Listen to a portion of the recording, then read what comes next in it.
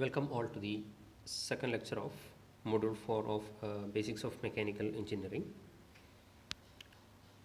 We are discussing about air standard cycles. In the last lecture, I have finished the efficiency derivation of Carnot cycle. And we have to discuss some problems related to Carnot cycle, but those problems will be discussed after completing the derivation process of Otto cycle and diesel cycle. We will discuss the problems of these three cycles together. Okay, so in this class I will discuss about Otto cycle. Note the spelling OTTO, Otto cycle. This Otto cycle is the cycle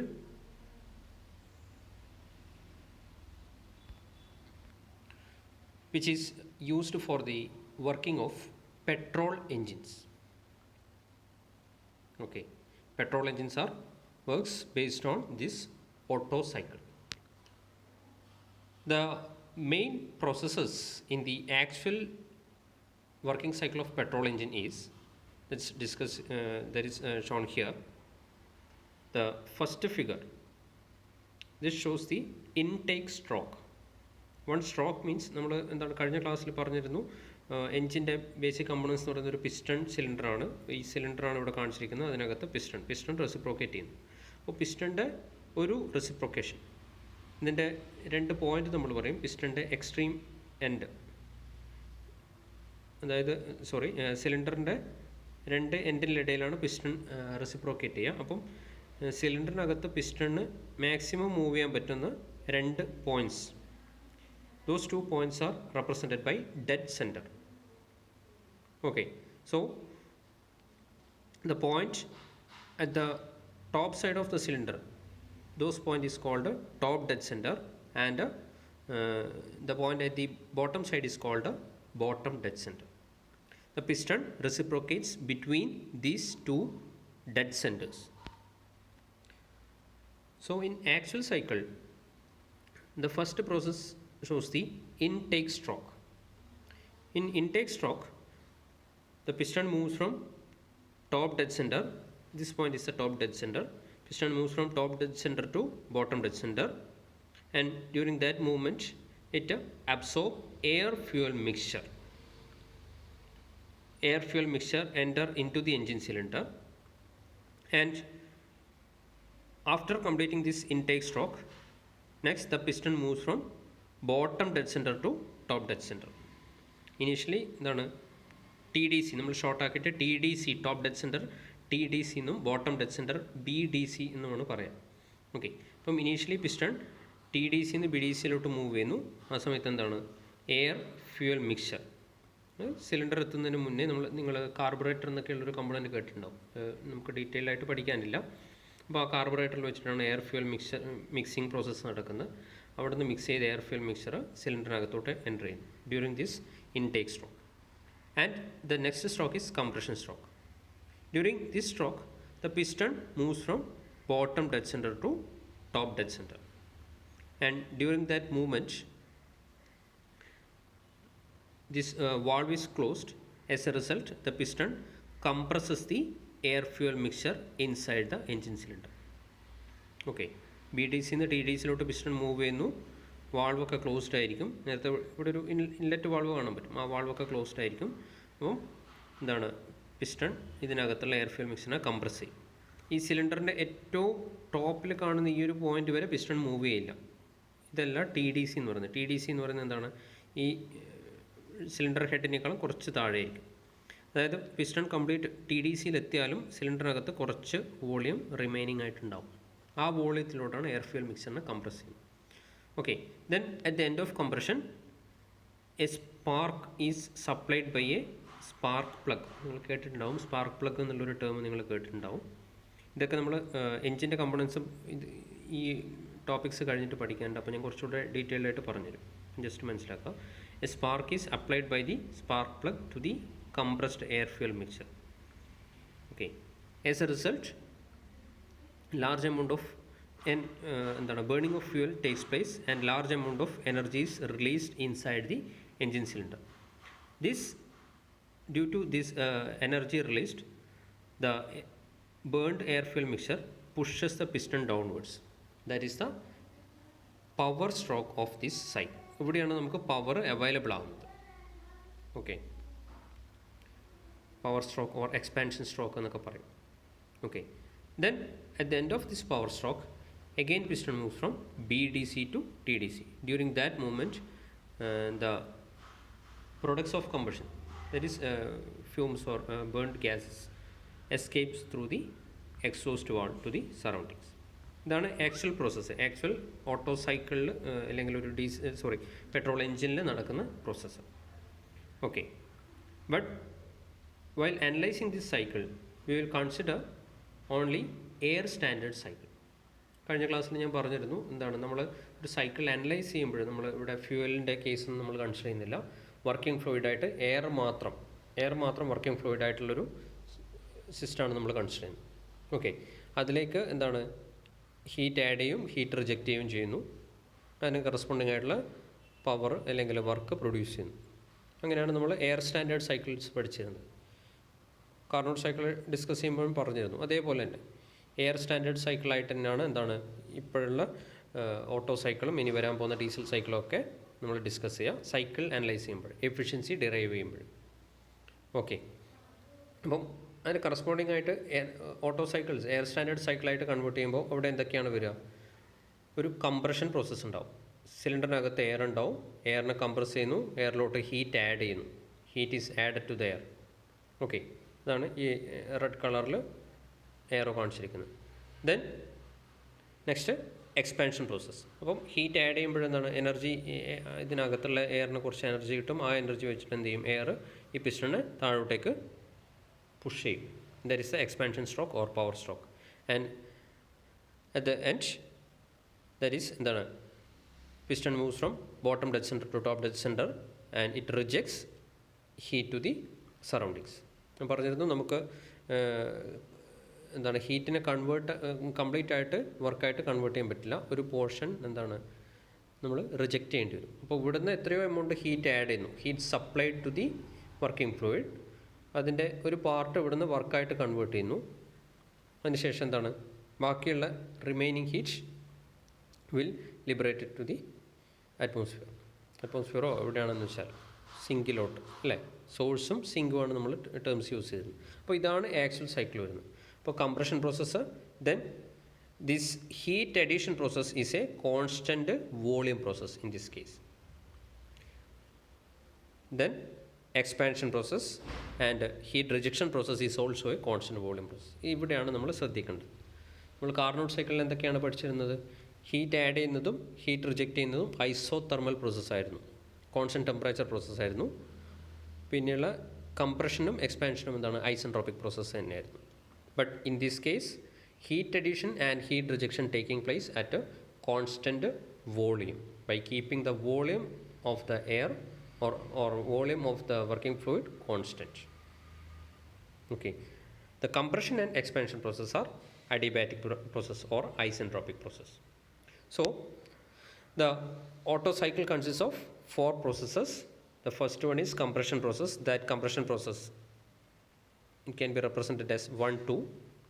That is an isentropic compression process.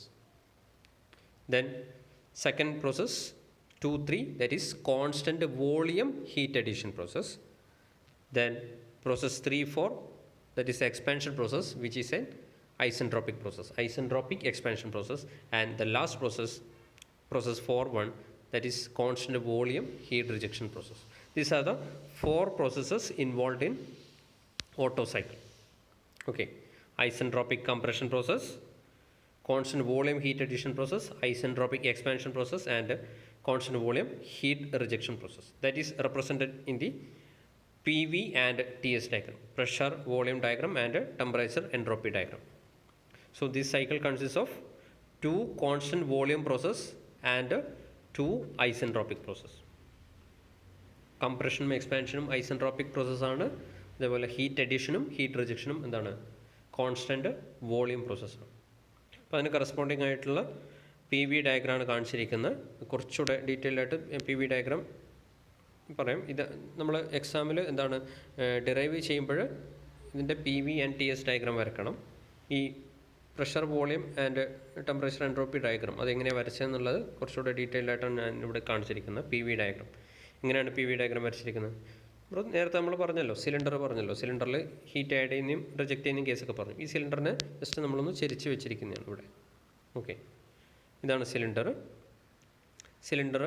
സിലിണ്ടറിൻ്റെ top head അതിതാണ് ഏറ്റവും extreme head end. പക്ഷേങ്കിൽ piston എവിടെ വരെ move ചെയ്യുള്ളൂ?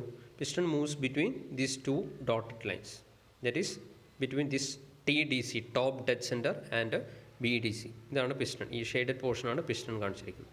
അപ്പോൾ piston top dead centre വരെ എത്തിയാലും അവിടെ എന്താണ് സിലിണ്ടറിനകത്ത് കുറച്ച് വോളിയം റിമൈനിങ് ആയിട്ടുണ്ടാവും. ഇതാണ് ഇവിടെ കാണിച്ചിരിക്കുന്ന ഈ shaded region, red colour shaded region. This region, the volume at this region is called clearance volume.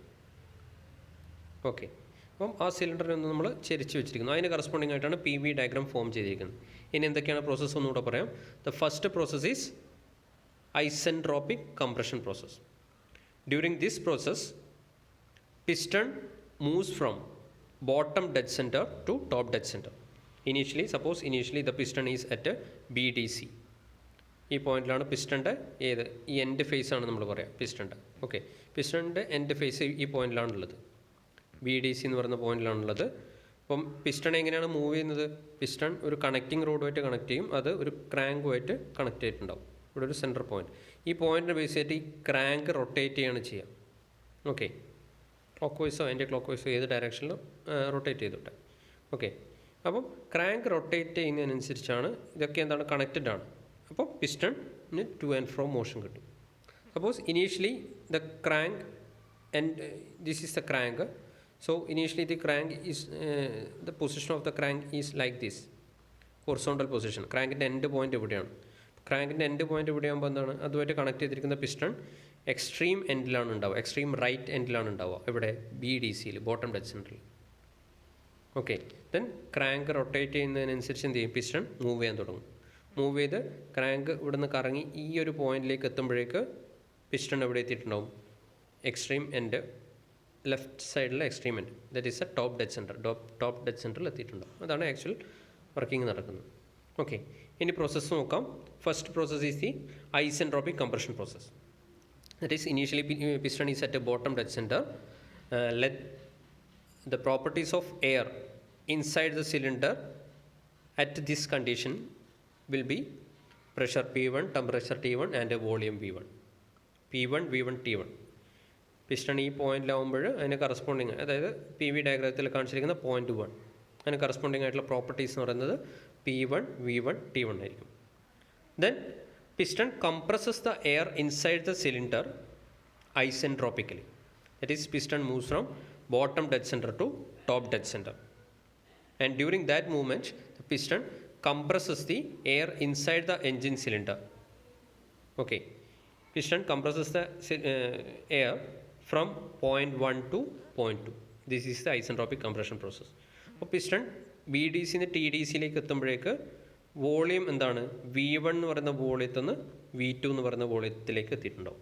Okay, ഇത് ഇനീഷ്യലി പിസ്റ്റൺ എവിടെയായിരുന്നു? അപ്പോൾ സിലിണ്ടറിനകത്ത് ഇത്രയും വോളിയം ഉണ്ടായിരുന്നു, ഈ പോയിന്റിൽ നിന്ന് ഇവിടെ വരെ ഉണ്ടായിരുന്നു. പിസ്റ്റൺ ഇതിനെ കംപ്രസ് ചെയ്യുമ്പോഴേക്കും എന്താണ് റിമൈനിങ് വോളിയം എന്ന് പറയുന്നത് ഈ ഷെയ്ഡഡ് റീജിയൻ മാത്രമേ ഉണ്ടാവുള്ളൂ. ഈ വോളിയമാണ് V2 എന്ന് പറയുന്ന V2 റെപ്രസെൻറ്റ് ചെയ്തിരിക്കുന്നത്. Okay, then at the end of this compression process heat is added to the compressed air from an external source. അതെന്തോ ആയിക്കോട്ടെ, നമ്മൾ അനലൈസ് ചെയ്യുമ്പോൾ നമ്മൾ അത്ര മാത്രമേ പറയുന്നുള്ളൂ.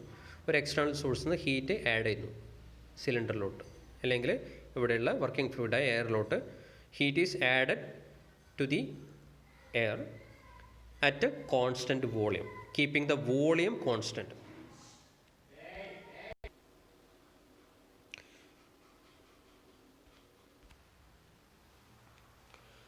Okay, at the end of this compression process, heat is added to the air at a constant volume. As a result, what happened? The pressure of the air increases. Initially, the pressure of the air is at P1, volume V1. After compression process, the pressure become P2, right?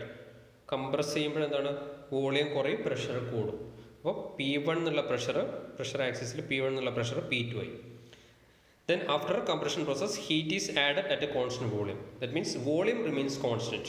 V2 is equal to V3, but the pressure rises from P2 to P3. അപ്പം heat addition process കഴിയുമ്പോഴേക്ക് എയറിൻ്റെ condition എന്ന് പറയുന്നത് എന്താണ്? ഈ 3 എന്ന് പറയുന്ന പോയിന്റാണ്. അതിന് corresponding ആയിട്ടുള്ള പ്രോപ്പർട്ടീസ് എന്തൊക്കെയായിരിക്കും?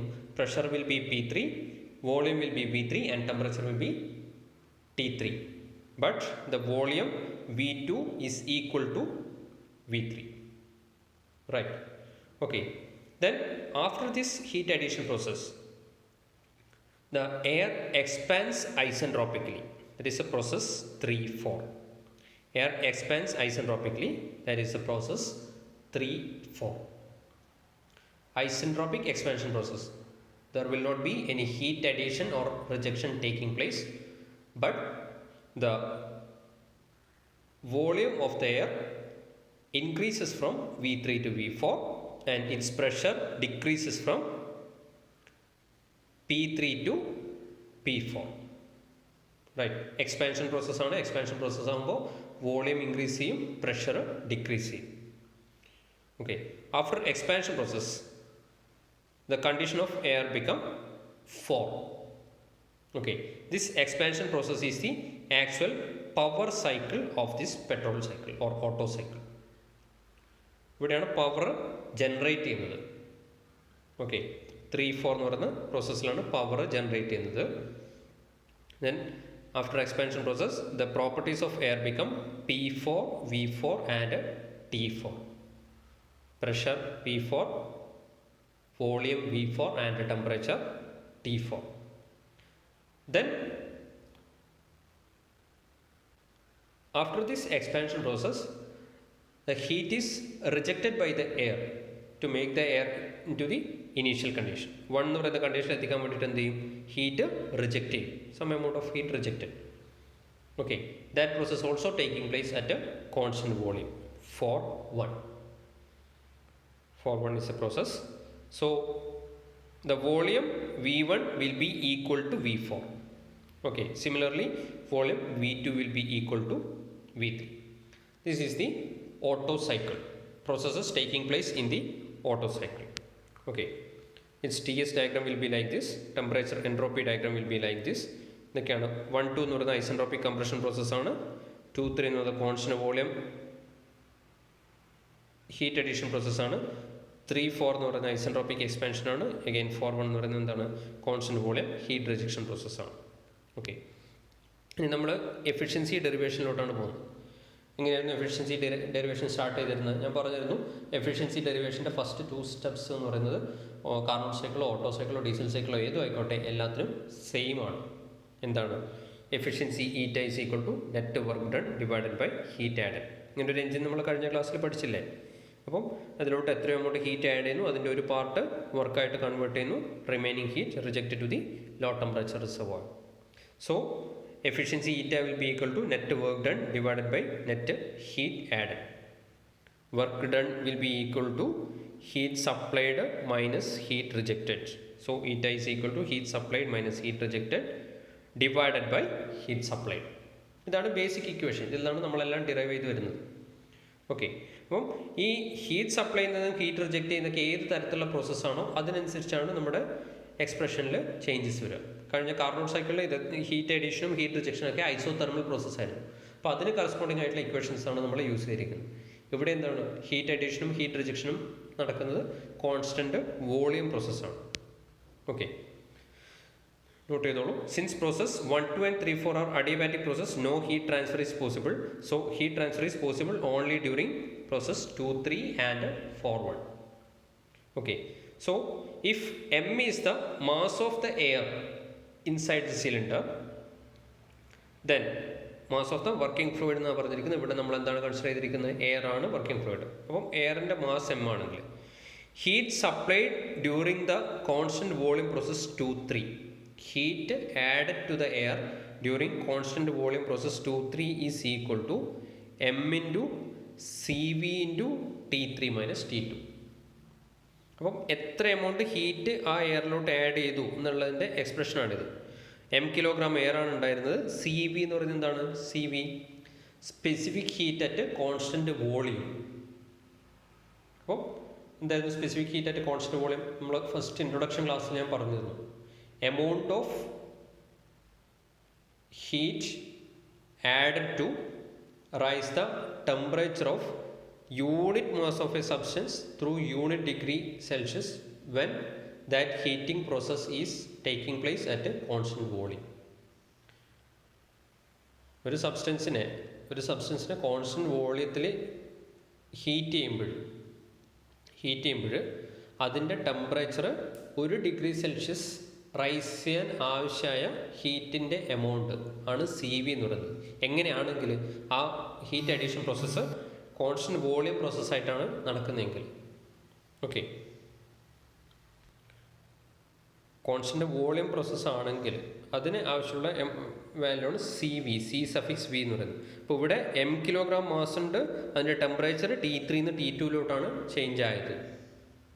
ഓക്കെ, യൂണിറ്റ് ഡിഗ്രി സെൽഷ്യസ് ചേഞ്ചും ആണെങ്കിൽ എന്തായിരിക്കും വാല്യൂ വരുന്നത്? സി വി ആയിരിക്കും. ഓക്കെ, നമ്മൾ എത്ര ഹീറ്റ് ആഡ് ചെയ്യുന്നു, അപ്പം 1 കിലോഗ്രാം സബ്സ്റ്റൻസ് അതിൻ്റെ ടെമ്പറേച്ചർ 1 ഡിഗ്രി സെൽഷ്യസ് ചേഞ്ച് ആണെങ്കിൽ അതിന് കറസ്പോണ്ടിങ് ആയിട്ട് ആഡ് ചെയ്തിരിക്കുന്ന ഹീറ്റിൻ്റെ എമൗണ്ട് എന്ന് പറയുന്നത് സി വി ആയിരിക്കും. ഇവിടെ എന്താണ്? എം കിലോഗ്രാം എയർ ഉണ്ട്, അതേപോലെ ടെമ്പറേച്ചർ T2 നിന്ന് T3 ചേഞ്ച് ആവുന്നത്.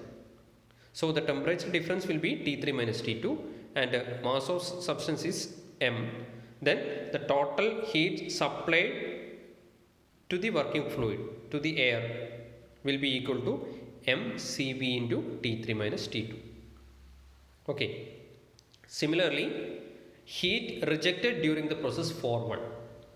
2-3 എന്ന് പറയുന്ന പ്രോസസ്സിൽ ഹീറ്റ് ആഡ് ചെയ്തു, 4-1 എന്ന് പറയുന്ന പ്രോസസ്സിൽ ഹീറ്റ് റിജക്റ്റ് ചെയ്തു. സെയിം കേസ് തന്നെയാണ് വരുന്നത്, മുകളിൽ പറഞ്ഞ സെയിം കേസ് തന്നെ ഇവിടെ വരുന്നത്. Then that value will be equal to mCv T4 - T1. 4 എന്ന് പറയുന്ന സ്റ്റേജിൽ നിന്ന് ഹീറ്റ് റിജക്റ്റ് ചെയ്തു, കണ്ടീഷൻ എവിടെ എത്തുന്നു? 1 എന്ന് പറയുന്ന സ്റ്റേറ്റിലെത്തുന്നു. ടെമ്പറേച്ചർ അപ്പോൾ T4 എന്നുണ്ടായിരുന്ന ടെമ്പറേച്ചർ T1 ആയിട്ട് കുറയുന്നു. ഓക്കെ, ബാക്കിയെല്ലാം സെയിം ആണ്, മാസ് ഒക്കെ സെയിം ആണ്. എയറിൻ്റെ മാസൊന്നും സിലിണ്ടറിൽ നിന്ന് എയർ പുറത്തേക്ക് പോകുന്നൊന്നുമില്ല. അപ്പോൾ അതുകൊണ്ട് തന്നെ അതിൻ്റെ മാസ് സെയിം ആയിരിക്കും, സി വിയുടെ വാല്യൂ സെയിം ആയിരിക്കും. Then heat rejected, that amount will be equal to mCv into T4 - T1. Temperature T4 നിന്ന് T1 ആയിട്ട് കുറഞ്ഞു. ഓക്കെ, T4 ആണ് ഹയർ ടെമ്പറേച്ചർ, അതുകൊണ്ട് തന്നെയാണ് ഇവിടെ T4 - T1 എടുത്തിരിക്കുന്നത്. നേരത്തെ കേസിലോ T3 ആണ് ഹയർ ടെമ്പറേച്ചർ വരുന്നത്. ടെമ്പറേച്ചർ ഡിഫറൻസ് ആണ്, നമുക്ക് ഈ ബ്രാക്കറ്റിൽ വേണ്ടി ടെമ്പറേച്ചർ ഡിഫറൻസ് ആണ്. ഓക്കെ, അപ്പോൾ ഇവിടെ T4 എന്നുള്ള ടെമ്പറേച്ചർ T1 ആയിട്ട് കുറയാണ് ചെയ്യുന്നത്, അപ്പോൾ T4 - T1 എടുത്തു. നേരത്തെ കേസിൽ എന്തായിരുന്നു? ഹീറ്റ് അഡീഷൻ നടക്കുമ്പോൾ T2 എന്നുള്ള ടെമ്പറേച്ചർ T3 ആയിട്ട് ഇൻക്രീസ് ചെയ്യാണ് ചെയ്യുന്നത്. അവിടെ നമുക്ക് ടെമ്പറേച്ചർ ഡിഫറൻസ് എടുക്കേണ്ടുള്ളൂ, അതുകൊണ്ടാണ് T3 - T2 എന്ന് എടുത്തിരിക്കുന്നത്. So the amount of heat supplied is equal to mCv T3 - T2. Similarly heat rejected is equal to mCv T4 - T1. Then substituting this values, ഈ ഒരു ഇക്വേഷനിലാണല്ലോ നമ്മൾ സ്റ്റാർട്ട് ചെയ്തത്. Heat equal to heat supplied minus heat rejected divided by heat supplied. ഇതിനെ നമുക്ക് എങ്ങനെ എഴുതാം? ഒന്നുകൂടെ റെഡ്യൂസ് ചെയ്ത് എങ്ങനെ എഴുതാൻ പറ്റും? 1 - heat rejected divided by heat supplied എന്ന് എഴുതാം. ഓക്കെ, നമുക്ക് നോക്കാം. അപ്പോൾ ആ ഇക്വേഷനിലോട്ട് ഈ വാല്യൂസ് നമ്മൾ സബ്സ്റ്റിറ്റ്യൂട്ട് ചെയ്യുന്നു. mCv T3 - T2, mCv T4 - T1 ഇവിടെ ഹീറ്റ് സപ്ലൈഡിലും ഹീറ്റ് റിജക്റ്റഡിലും സബ്സ്റ്റിറ്റ്യൂട്ട് ചെയ്യുന്നു. ഇപ്പോൾ എങ്ങനെ വരും? 1 minus amount of heat rejected is equal to mCv T4 - T1 divided by mCv T3 - T2. Clear ആണല്ലോ? ഇതായിരുന്നു ഈ ഒരു ഇക്വേഷൻ ആണ് നമ്മൾ സ്റ്റാർട്ട് ചെയ്തത്. ഈ ഇക്വേഷന് നമുക്ക് എങ്ങനെ എഴുതാൻ പറ്റും? Heat supplied divided by heat supplied. അപ്പോൾ 1 ആവും. 1 മൈനസ് റിമൈനിങ് എന്ത് വരും? Heat rejected divided by heat supplied. അവിടെയാണ് നമ്മളിത് സബ്സ്റ്റിറ്റ്യൂട്ട് ചെയ്തത്. ഹീറ്റ് റിജക്റ്റഡിന് ഈ വാല്യൂ, ഹീറ്റ് സപ്ലൈഡിന് ഈ ഒരു വാല്യൂ സബ്സ്റ്റിറ്റ്യൂട്ട് ചെയ്തു. Then that relation become like this. Okay, then mCv common ആണ്, ന്യൂമറേറ്ററിലും ഡിനോമിനേറ്ററിലും രണ്ടും ക്യാൻസൽ ആയി. Remaining term will be 1 - T4 - T1 divided by T3 - T2. Okay, that is equation number 1. ഇനി അടുത്തായിട്ട് ഇതിൽ എന്താ ചെയ്യാൻ പോകുന്നുള്ളത് നോക്കാം.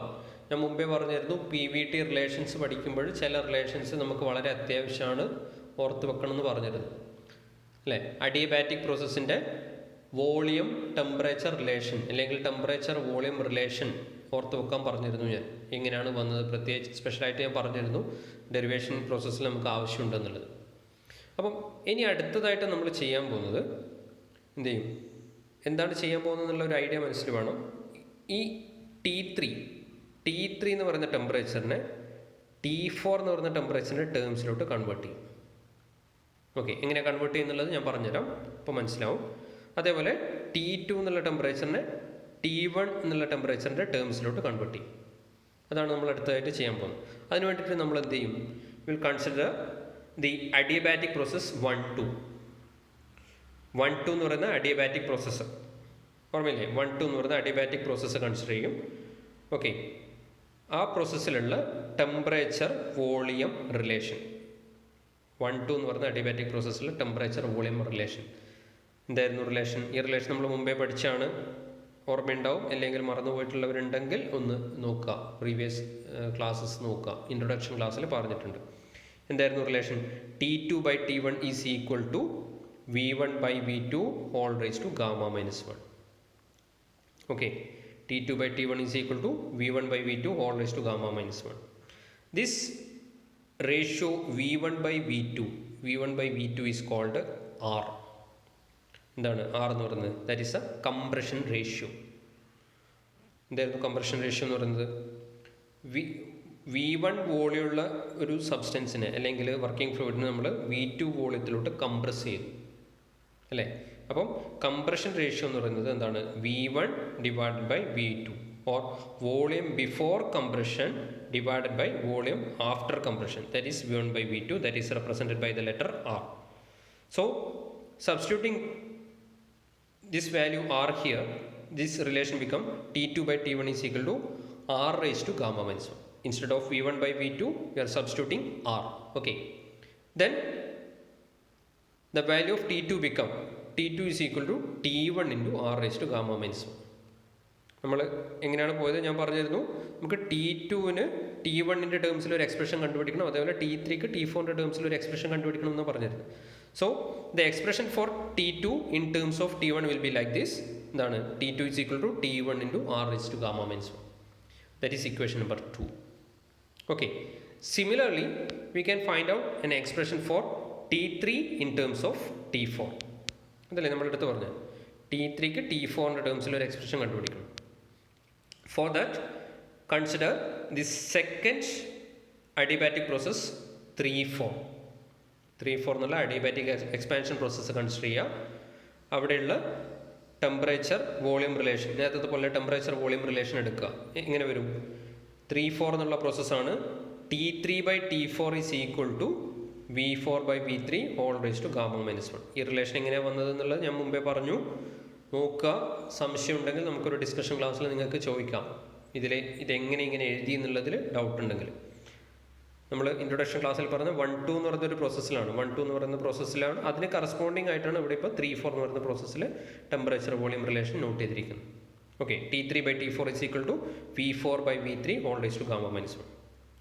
But V4 is equal to V1. Since process 4-1 is a constant volume process, V4 is equal to V1.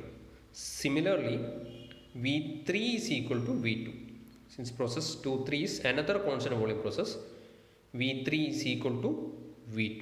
So substituting instead of V4, substitute V1 instead of V4. Okay.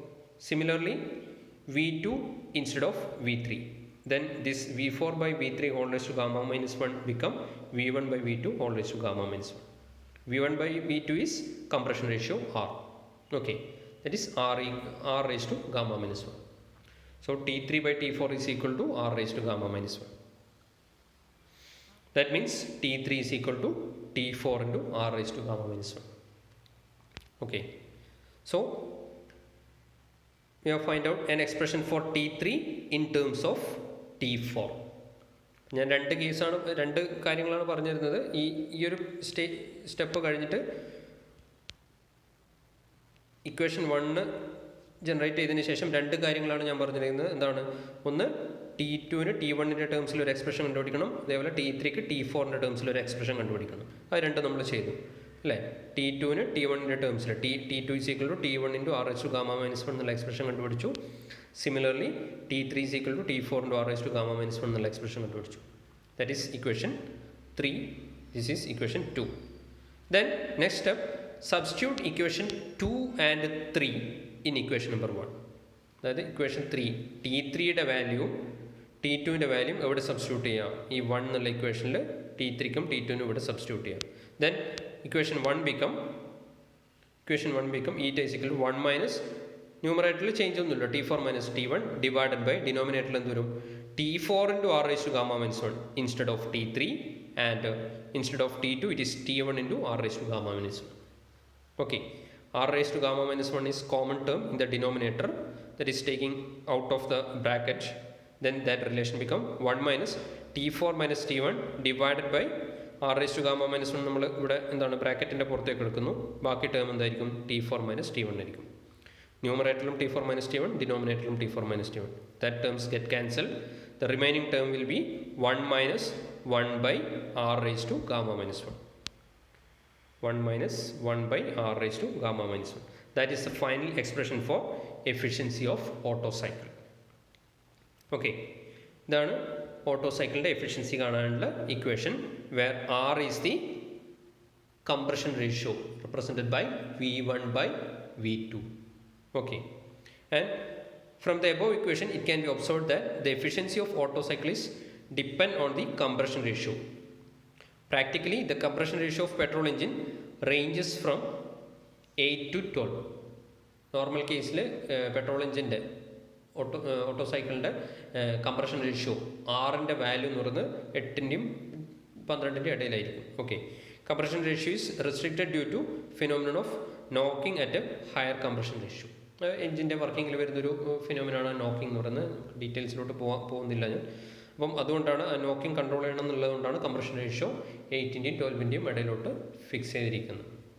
Okay, so this is the expression for efficiency of auto cycle.